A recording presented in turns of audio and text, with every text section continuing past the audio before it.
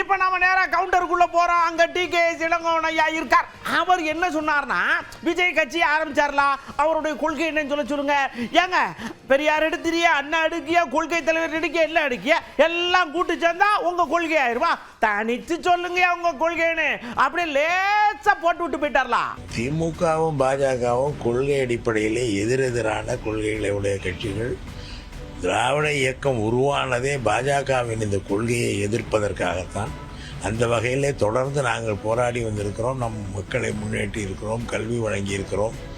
பல்வேறு வகையிலும் தமிழக மக்களுக்கு பல்வேறு நன்மைகளை திராவிட இயக்கம், குறிப்பாக திராவிட முன்னேற்ற கழகம் ஆட்சி காலத்திலே செய்திருக்கிறது. இதெல்லாம் மக்களுக்கு தெரியும். திமுகவும் பாஜகவும் ஒரே அணியில் இருக்க முடியாது. மாறுபட்ட கொள்கையுடைய ரெண்டு கட்சிகள். இவருடைய கொள்கை எந்த கொள்கை என்பதை இவர் இதுவரை சொல்லவே இல்லை. அவர் எந்த நோக்கத்துக்காக பெரியாரை வச்சிருக்கிறாரு, எந்த நோக்கத்துக்காக காமராஜரை வச்சிருக்கிறாரு, அம்பேத்கரை வச்சிருக்காருன்னு தெரியல. இதெல்லாம் ஒரு அரசியல் ரீதியாக இதெல்லாம் சொன்னால் மக்கள் நம்ம ஆதரிப்பார்கள் என்ற எண்ணத்தில் வைத்திருக்கிறாரா என்றும் தெரியவில்லை. அவருடைய கொள்கை படங்கள் அல்ல கொள்கை, அவர்கள் சொன்ன கருத்துக்கள் தான் கொள்கை. எந்த கருத்தை முன்வைத்து இவர் அரசியல் செய்கிறார் என்று பார்க்க வேண்டும்.